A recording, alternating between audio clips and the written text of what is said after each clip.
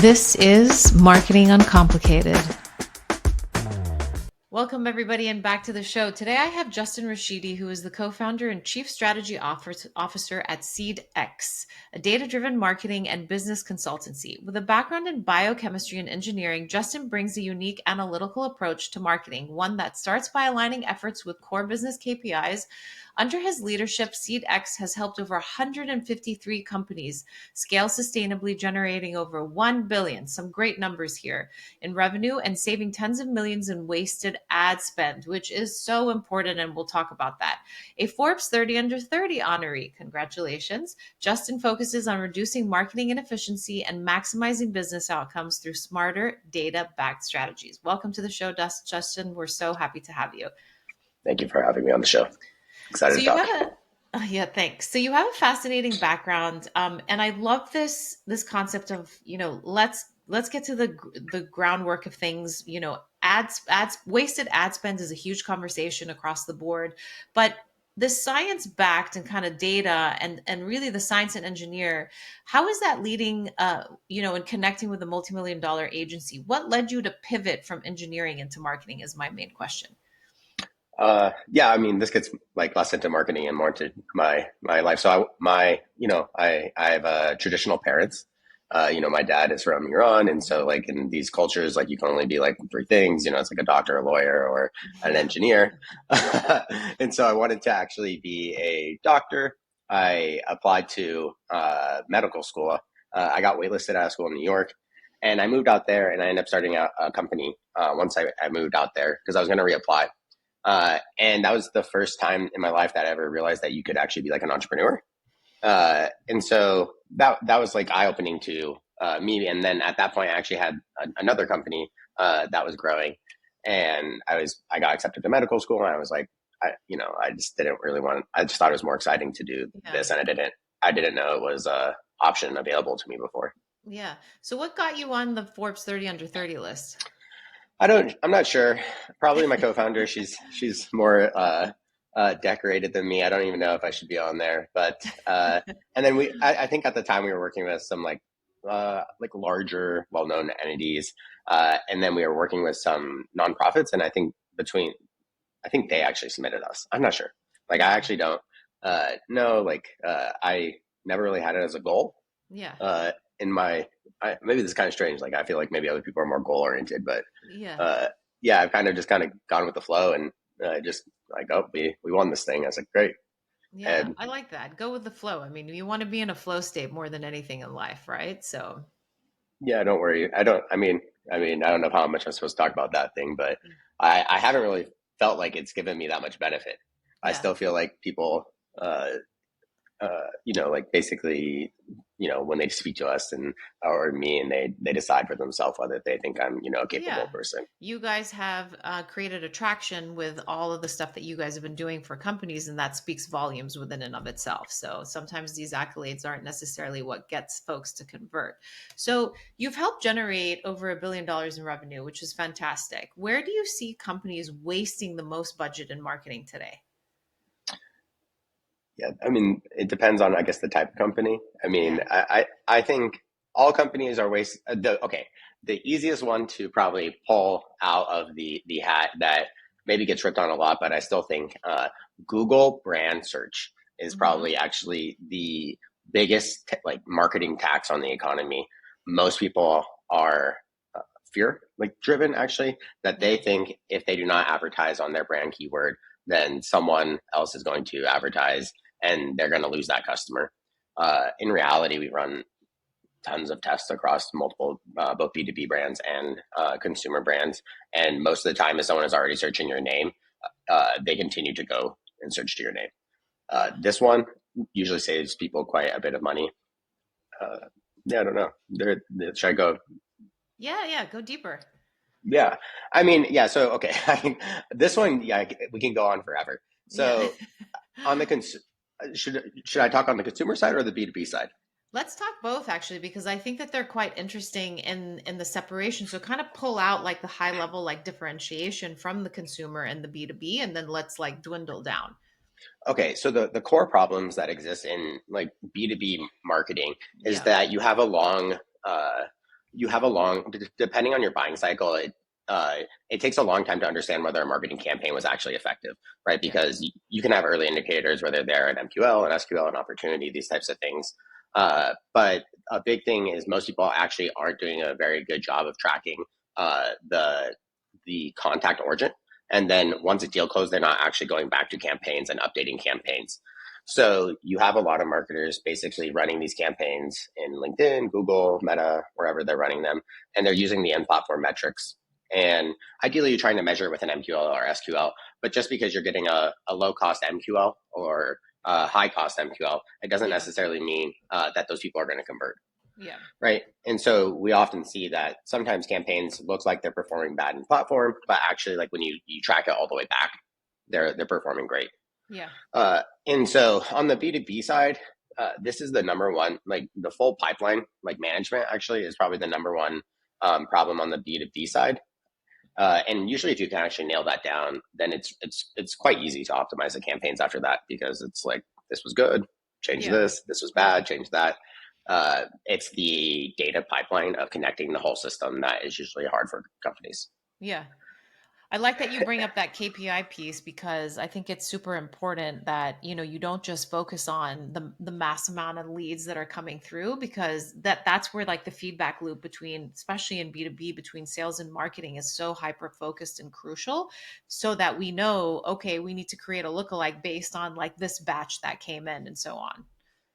Yeah, and yeah, the companies that we see perform the best have the best marketing and sales integration, and the Yes. companies that we see perform the worst don't have that. And it really is crucial, especially for B2B organizations, that those two teams are functioning and like working off similar KPIs.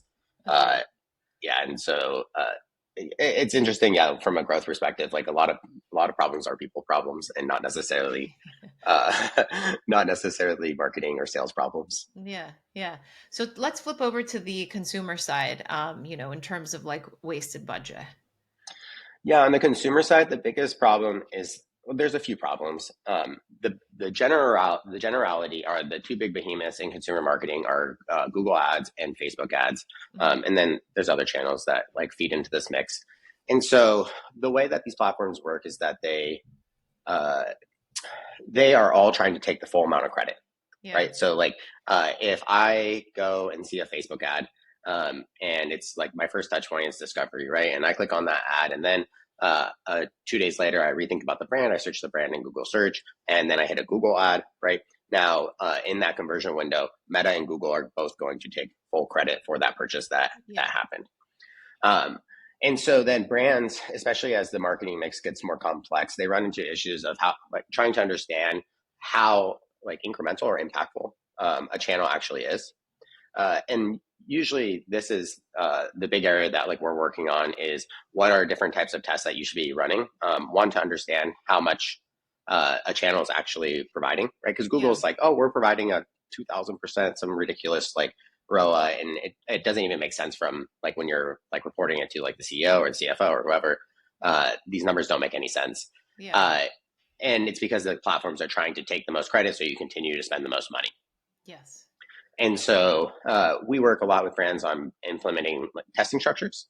So like what are the best ways to implement testing structures so that way you actually understand what is the right amount of money to be spending here, what actually is the return that you're getting, and how does Google and Meta and TikTok and all the platforms that you're advertising on actually blend together into the return that you're seeing.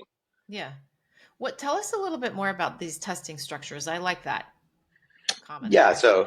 uh, uh, so there's an idea of what's incremental, Yeah. which is, so if you are at a coffee shop, right, and you can order a cappuccino.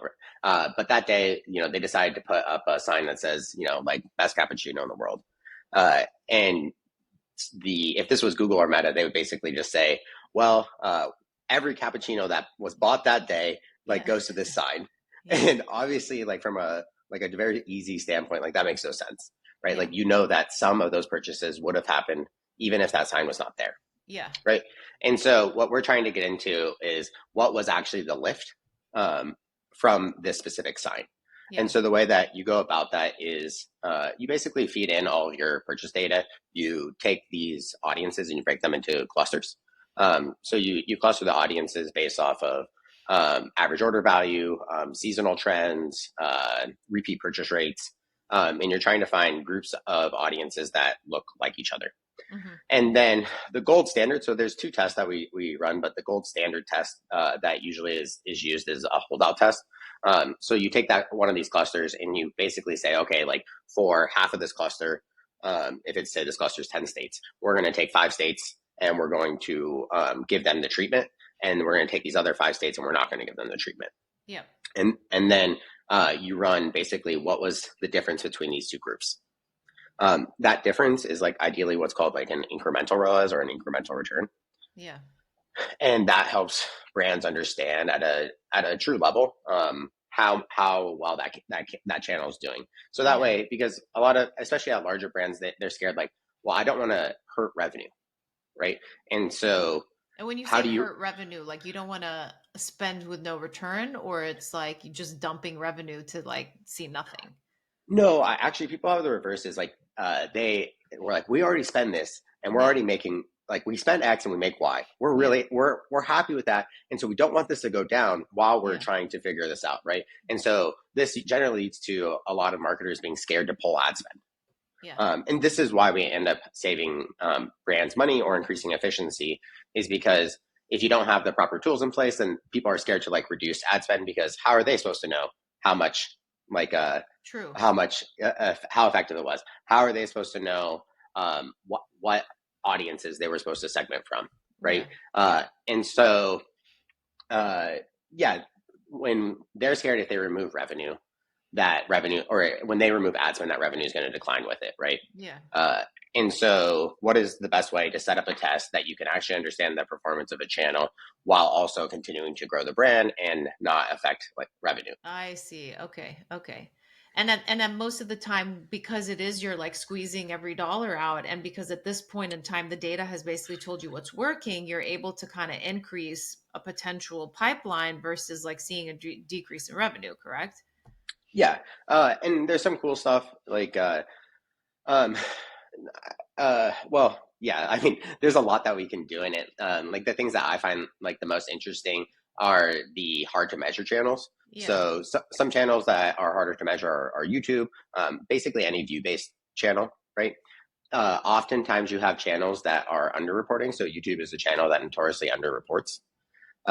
And so actually like providing more insight into that this channel is actually performing at a much it's much more impactful than it's actually like giving credit to. And this is actually funny because I was just saying that Google is really bad about Google Yeah. brand search, but then over here they have YouTube, and actually they're doing the Yeah. reverse on YouTube. Like it's a great channel, but people Yeah. actually don't know how to measure it. Yeah. And so I really like to understand these touch points, which are more impactful, top of funnel touch points, which can be like out of home or these different types of things. And you're like, I know it's working, but I just don't know to what level it's working. To what level? Yeah. Yeah. Yeah, and it's nice to provide that insight to brands so that way they feel more comfortable asking for budget increases, knowing that like it's behind a data solution that they can like go to like, bat for. Yeah, I completely agree with you. Data decisions are always, the better kind of option, especially when you're like asking for more budget from C-suite level folks that have no idea about budgeting. I remember in one position I was in at a startup, every month I think I had to sit down with our chief operating officer and explain to him why marketing did what they did and ask for more money. Oh yeah, we see it all Yeah. the time. Like the and there's so much education. Like the marketers are scared to educate the finance people. The finance people don't understand what the marketers are doing. Yet like they kind of like coexist because one Yeah. generates demand, and Yes. the finance department is trying to understand the total amount of demand that's going to be Yeah. generated. Yep. And Totally. and I'm like, you guys should be like best friends, Yeah. but I'm they all don't for the understand each other. educational part. Just not that I have to repeat myself every month, but yes, education is key, I mean, to get what you want at the end of the day, but numbers talk. You talk about this $10 million ad spend waste problem. What does that waste usually look like in practice, and how can companies spot it early? Um, okay, spot it early is when the metrics and the platforms don't really seem like they're too good to be true, Yeah. right? So Interesting. Yeah, so everyone, like if on the consumer side, if it's saying, oh, this ROA, it's a little easier on the B2B side because it's associated with the contact. So like Yeah. this conversation is more on the consumer side. But on the consumer side, um, if there's this concept of like a high like return on ad spend, but actuality, like most platforms are competed down to like a specific number where the market is balancing because Yeah. these platforms are a bidding system, right? And so if you see these numbers that are overly inflated, it's unlikely that you have no competition in the marketplace and no one else is bidding on your like your audience's attention. Something's up. How yeah, how is it possible that you're getting this return? It's only possible if they're over reporting or you're spending so little that like it's insignificant Yeah. to like even measure. And so the number one sign is actually that the platform metrics don't make any sense. But, Yeah. and so based off of that, then usually we'll go into like why don't they make sense? Because sometimes this goes beyond just like messaging or targeting or something. Yeah. It usually is specific settings that exist in the ad accounts and how they're set up uh, to basically claim credit. And Yeah. usually you want to like hold them down to, uh, yeah, speak more to what's actually happening at the business. That those metrics, and people are scared about this because the metrics look worse, but they're more true to the business. Yeah, yeah. No, I completely agree. At what point in time, and let's talk about some of these like metric platforms just for a minute here. At what point, or how should I say, maybe like what buffer do you give, to some of these platforms as you're aggregating them in? Or is there a better way from a, I wouldn't necessarily say like your level, but for somebody starting out in the business, that they can be aggregating their data in and having a better picture that really then removes some of the fluff out of these other like platforms like Google Analytics, like Meta's platforms and those type of things. For all of the businesses that we work with, Yeah. even the large ones, usually we're focused on like simple metrics, actually, not complex Yeah. metrics. Yes. Uh, yeah, so simple, like I always think simple scales, like anything simple, like if it's overly complex, usually it's overly complex. Yeah. If we're, and it's unnecessary, and usually people can't make decisions off of it. So for most businesses, we're usually advising to have simple metrics. Like, although like we might pull in a bunch of metrics, we're usually trying to distill them down into the ones that are actually the most impactful. Yeah.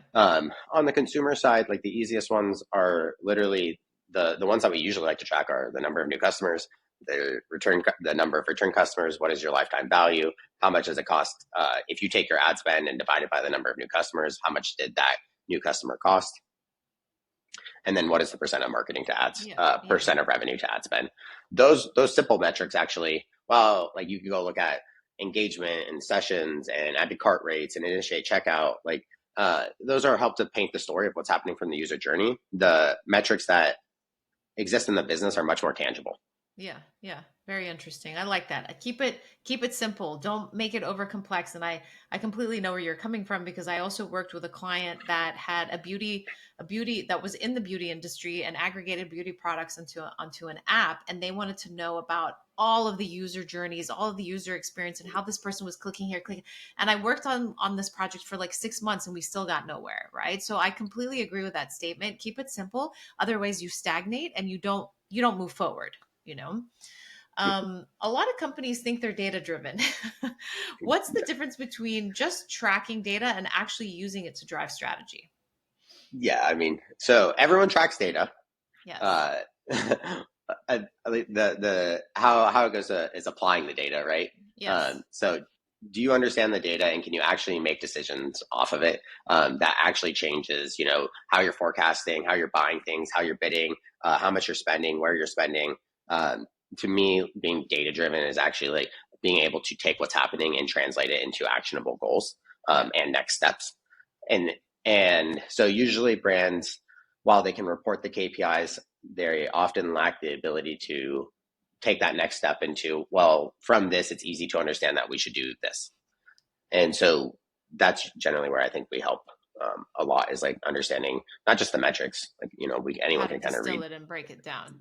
Yeah, like this actually translates to something that is useful and we can actually turn into a goal and can actually be an initiative that the brand can achieve on a timeline and is in budget.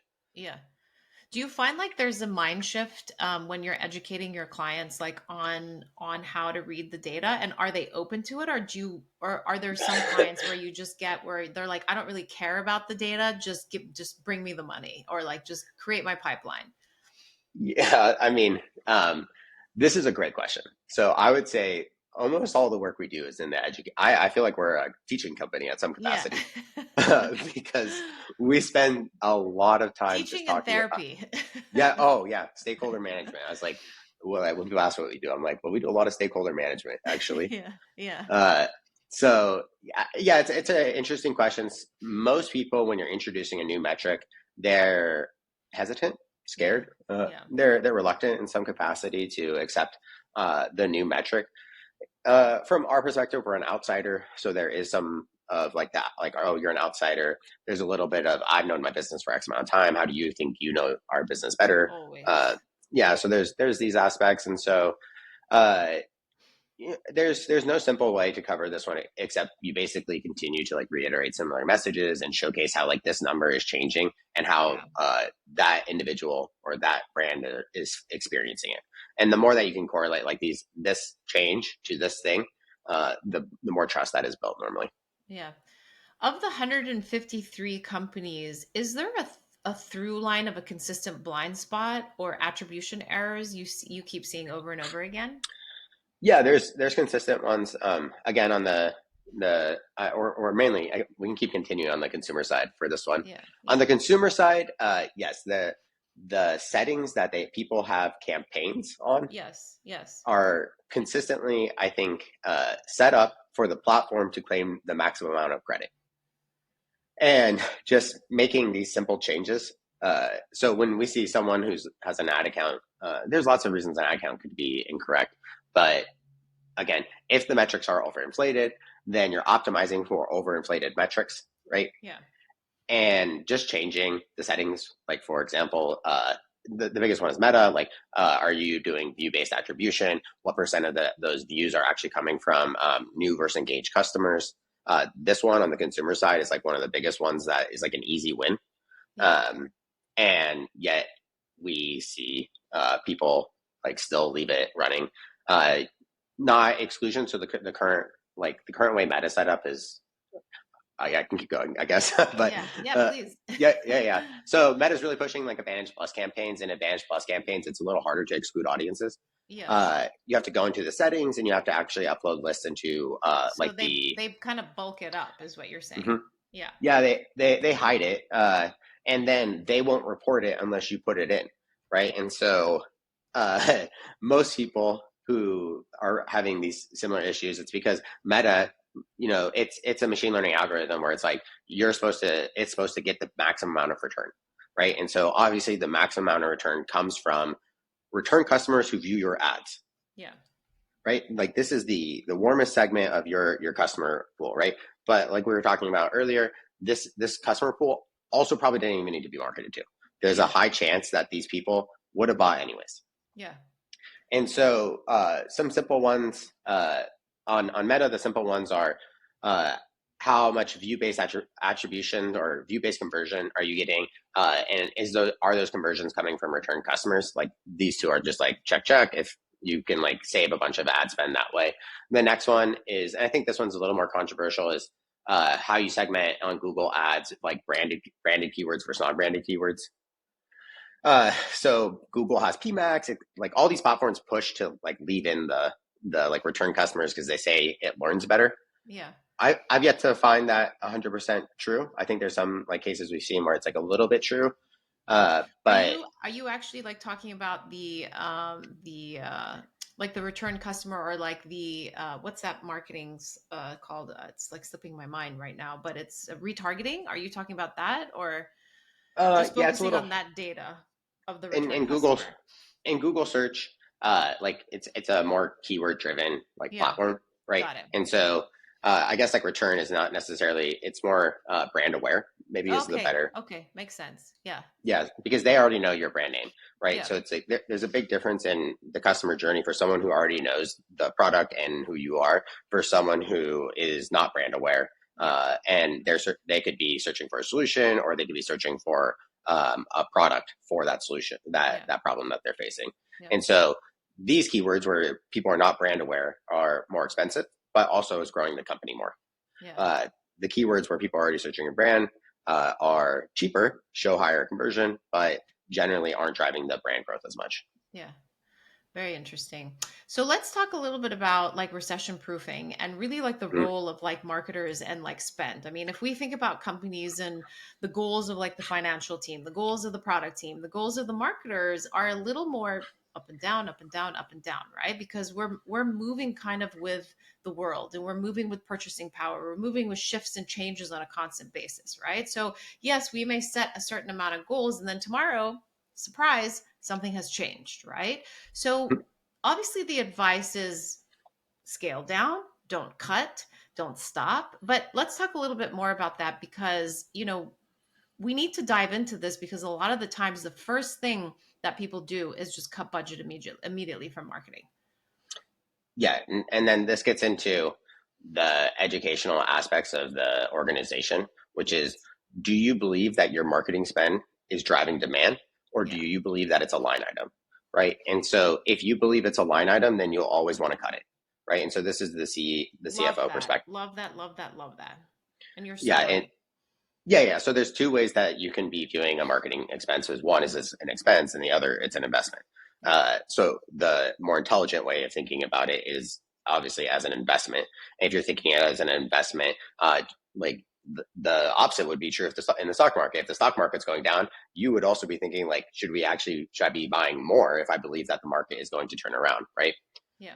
And so, from our perspective, it's a hard question because recession proofing, like all the functions of a business have to run together. So, as a marketer, I always feel like our goals are. I always feel like I have the same goals, like drive more new customer demand, retain more customer like revenue, and most of the goals, I think, the tactics change like based off of these things, but the goals in my mind always stay the same. Remain. Yeah.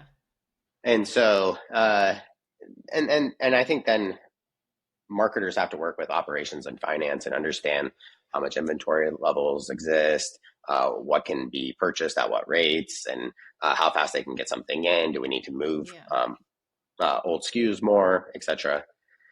And yeah, recession proofing is a tough one because it depends on so many aspects of the business. Yeah, totally. But the end goal here is to consider it as an investment because then you're never going to cut it at the end of the day, and you need to keep Yeah, moving. for us, so we've seen brands like currently, like with the tariffs happening, we have some brands where their consumer like hasn't really been affected, and we continue to scale up, and we Yeah, have other brands where they are more of mm, expendable income purchase. yeah, uh, and when you're worried about your income in the future months, then those ones get basically cut first, right? yeah, And so in those brands, like we do see that the conversion rates are dropping, the cost to acquire the customer is going up, right? And of course, it makes sense to scale down to reach the natural point of demand. And so this is where I then think, well, it does make sense if the metrics aren't pointing in the direction that they should be pointing. yeah, It doesn't make sense as a like a knee jerk reaction to just cut stuff. yeah. Agreed. Agreed. And Thank you so for that. yeah, hopefully that helps clarify my Yeah, thoughts. yeah. I love it. So let's talk a little bit about AI intelligence and the customer journey. So there's obviously a lot of buzz, and this is a question I love to ask the marketers that I have on. So you're obviously someone who applies it practically. What does AI look like in action in smart marketing strategy today? In smart marketing strategy, so I have like a very unique, I think, perspective because we're involved in a lot of like AI LLM implementation projects. And so my view of Like AI, building personal LLM projects for your clients? Hmm. yeah, and I Yeah, can tell you more about after the show yeah, too, if yeah, you're interested in it, because it's pretty interesting stuff. But yeah, so everything in our experience has led to uh, there's not a replacement of people. There's an expansion of skill sets. yes, Uh, and the way that we view it is actually more at an operational level. So the problems that we see that AI, LMs, and these platforms agents are solving are much more around tedious tasks that people don't want to be doing. Yeah. and less around like the grandiose strategy. And so this might sound like a little boring because I think everyone wants to pitch that AGI is around the corner and like your Yeah. job's basically going to get fried. From our perspective, as like actually that task that you no longer want to do is Yeah. actually the one that is going to get knocked off the cutting block. So the ones that we've seen is uh, you don't want to update the leads in HubSpot or Salesforce. The data is not clean. The meeting notes aren't going in there. Scheduling is a pain. Yeah. Managing a marketing calendar. Like, Yeah. we have 6 teams that manage the marketing calendar. When one changes, they don't tell the other team. Yeah. And so there's these really annoying problems that are actually very time intensive for humans to do. And we actually hate doing that. That's why they always kind of get like thrown to the side. Yeah. Uh, and it's actually very easy for an AI system to do. Yeah. And so I actually see the expansion of marketers into doing more of the work that they want and less of the tedious work. Yeah. And so like to me, like that's an exciting future because I think most people want to be working on strategy. They want to be working on messaging. They want to be doing these things. What they don't want to be doing is updating a spreadsheet with this thing, changing a status tag to whatever, and trying to get like a follow-up email from this person, Yeah. which might take like several hours sometimes to do all this Yeah. stuff. Yeah. And now with AI, it's like 10 minutes, maybe. 10 cents a task. Yeah. Yeah. And so at that, and to me, that's much more of an exciting place to be Use. involved Yeah. in. Yeah. Yeah, because you want to be making I don't understand like developers in like Silicon Valley when they're trying to all replace like image generation. I know this is like an expensive aspect of Yeah. the business. That's why people are attacking it. But I was Yeah. like, but that's the most human element of the business is like the Yeah. creative and the copy and the strategy and how we're approaching people. And so it's kind of strange to me that they're attacking all the things that people don't want to do and not attacking enough the things that people don't want to be doing. Yeah. I like that. Very well said. So, as it relates to lifecycle marketing, I believe it's something that you've definitely mastered. So, how should brands think about orchestrating a consistent consumer experience across all the channels? Oh, this one, this one. Yeah. Okay, I guess I Is a have a thorn unique in your perspective. side? I don't believe in this actually. Hmm. So I don't believe in consistent brand messaging. I guess Okay. in Okay. some capacity. Fair enough. I want to hear it. Let's debate it. Yeah. So I don't know if you have the opposite one. Uh, I think that a brand should meet the channel where it's at Yeah. and then meet the audience where they're at. And Yes. so Couldn't if you, agree more. yeah, and so it's hard when people say consistent brand message. Like, are we saying like, hey, we want to make sure that we're sounding the same and using the same tone, right? Uh, then the question though is like, what if on YouTube Shorts it's actually like really great? It's targeted towards a specific audience, and the tone is specifically like a little more loose and not like exactly how it is for the brand. Do we want to be meeting customers where they are and attracting that customer to our brand, or do we want to be very strict that our brand has to be X? In which case, then you're going to be alienating a lot of potential customers. And so there's like this fine balance between you don't want to be everything, Yeah. right? You don't want to have like no brand. But I think a lot of people go a little bit too crazy on the opposite direction where everything's the same and thus nothing actually performs. Yeah. Yeah. And new customers aren't engaging with you, new return customers are engaging with you, no one's seeing your content, in which case, why even have a consistent brand if no one even sees it anyways? Yeah. I like that because like when brands think about, branching out into, let's use social media as like a platform, not every brand needs to be on every social channel, right? I mean, I used to 100%. work for a larger e-commerce, not a, well, yeah, a media company, and they had Twitters for every little product and service. They had Instagram for every little product and service. They had YouTube's for every little, and then it was like it just watered us down. So it's how do you ensure, to your point, meeting the customer or the ideal customer profile with the right message on the right platform that makes sense for you as a brand, and win there and then expand to other channels and platforms. Wouldn't you say that that's the way to do it? Yeah, I agree, 100%. Yeah. Uh, yeah, 100%. I just see from my perspective, and maybe work with a little bit more conservative companies, but people take a conservative approach, and I think because they're scared about hurting the brand. But Yeah. I was like, well, it also hurts the brand if no one sees the brand. Yeah. Yeah, right? totally. And so what's better that the customer had that experience on the platform and the content style that resonates, or they didn't see it at all. Yeah. And for me, it's much more if we're talking about basically how to have these continual touch points with consumers. I think the end consumer expects that content will be delivered to them Yeah. exactly how they like it at all times. And I actually think that this is a harder thing for brands to actually get their mind over, is that your brand should actually maybe even have 10 different brand voices. Yeah. That's true. That's true. Because you don't only ever have one ideal customer profile. You have multiple, and people tend to not realize that. People register with different types of messaging, right? Different Yes. types of words, vocabulary, tones, intonations. If we're talking about scaling channels, one of the more interesting things that we see is that on Meta, it's all about creative diversity, the different types of angles and these things. Having actually, Iranian man, right, or a Syrian Yeah. woman, or someone who looks like you is actually your demographic of Yeah. age and gender and these things actually does increase the amount of efficiency in your account. Yeah. And then I think this is a break from, so in all of our platforms, like we have tons of different types of people and tons of different types of messages and tons of ways that actually we as a brand could be relating to our customers. And I think the right question is like, how do we as a brand reach all those customers? Yeah. And I think, yeah, like this gets a little like, because the old school idea is like, oh, it only went on TV. Like it Yeah. only went on this one billboard, right? There's no such thing as rotation. There's no such thing as the scroll by. Oh, that's And a fail. yeah, and so in those situations, it was easier to have brand control, voice control, Yeah. right? Yeah. And if you're not involved in the conversation, then I was like, I just kind of think your brand doesn't exist. Yeah. I agree. I couldn't agree more. You've spoken about marketing to sales black hole. What's your take on fixing the lead handoff problem? What do most companies like break? When do they break that chain? Um, Usually when one sales team is using Salesforce and the marketing team is using HubSpot, Yeah. and they don't they don't like each other. Communicate with each other.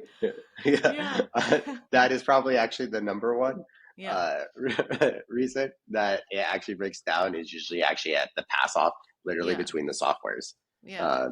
And basically, and this gets back into, for B2B marketing, you need to have because the timeline is so long, you need to have a consistent feedback loop, right? Yeah. And the biggest problem I generally see is the expectation. So one is what's happening in the software level, and then two is the expectations of what's a marketing task and what's a sales task, and who should be executing which task and at what time. Yeah. And because should a salesperson actually reach out to this lead? Should we actually be following up with an automated email? Should it actually be sent an SMS? Like, Yeah. does the sales team agree that they should be following up with this person at this time? Or do they think that's a waste of time? Yeah.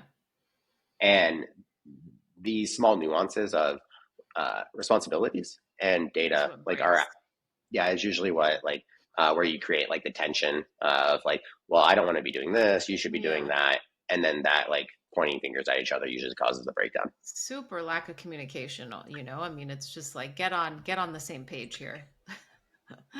So 45 people company. This is incredible, Justin. What were the most critical lessons in scaling successfully? Yeah. The most critical lesson is scale at a reasonable rate. Yeah. And so one year, like the one year we tried it, we like that. The most interesting thing about winning that Forbes 30 under 30, it actually Yeah. felt like the worst year of my life. Yeah. It was like, oh, we're growing, we're working with all these cool people, but like everything felt just like a freaking like fire. Yeah. It was chaotic. We didn't have the people in place. We didn't understand the cash flow constraints that it was going to cause for us, and it was just so stressful. And so now when people are talking about growth goals, I'm like, you know what's a nice growth goal? 30 to 50%. Yeah. It's like, it's maintainable, it's achievable, right? Yeah. And I think sometimes people measure their ego too much with like a revenue number or something like this. Yeah. And at the end of the day, it doesn't really make you happier, and it doesn't provide that much more joy to your life. And so to me, yeah, I don't know. I talk a lot about this one where it's like, I think people get excited about like all this growth. Because like, if you're just starting the company, you're like, well, I have no growth. So like, what are you talking about, Justin? Like, I just want customers. Yeah. And I'm like, yeah, but like, it's also nice to get customers at a rate in which you Yeah. can continue to have customer success. And keep them. Yeah, and that's whether you're a service company, like we see it on the consumer side too. If we're scaling too fast, orders start getting delayed, customers Yeah. start sending in more support. It's like this is Yeah. actually not good for the organization as well, right? Yeah. Uh, and so I just think, yeah, reasonable scaling actually is like one of the harder concepts. I think once you like kind of get all the initial like cogs Yeah. like in motion, that's the one that I feel like I learned the hardest. Yeah. I love that. Well said. Well said. This has been super insightful, Justin, and really rich in terms of like content. So thank you for all of that detail. Lots to digest here. But before we let you go, we kind of have a cool game that we play in the end, just in terms of throwing out some questions to you, whatever comes to mind. Just answer as you go. Okay, What's one daily ritual that keeps you grounded? walking. Walking. I like it. Do you get your, what is it now, like 10K, or like they say 3K is like bare minimum? Yeah, I don't. I try to walk like 4 or 5 miles a day. Like Yeah, love it. I walk somewhere to work, and then I walk somewhere back to work again. Oh, that's great. Biggest lesson from a marketing fail? Assuming that a problem that you previously uh, encountered, because it's very similar, is the same. Yeah. What underrated marketing metric should people be tracking but aren't? On the B2B side, it is uh, new engaged contacts. Yeah. On the consumer side, the cost to acquire a new customer is usually the Yeah. easiest one. If you weren't in marketing, what would you be doing right now? Uh, Probably something in engineering. I Oh, think I like, yeah, I like technical problems. yeah. So I imagine that if I stop like doing this, I would go do something else that is technical. Yeah. Yeah. Very cool. Well, again, thank you so much, Justin. This has been super helpful. We'll provide all the links below for all of you guys to check out and connect with Justin. Well, we loved having you on. Thanks again for your time.